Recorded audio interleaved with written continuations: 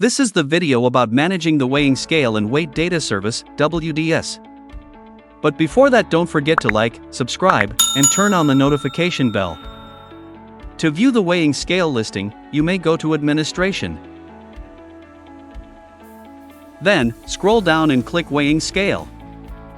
On the weighing scale list, you will see the existing scales along with their respective status, serial number, model, and brand.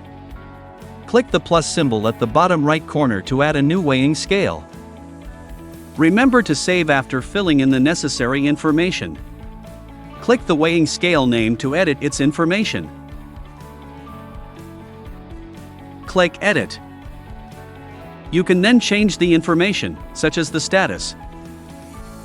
Please note that no changes can be made after the status is changed to retired. To select the weighing scale in WDS, you may click the human icon at the top right. Then, select Change Scale.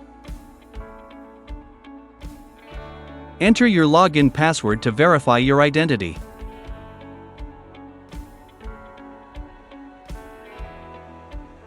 Then, you may select a weighing scale from the available list.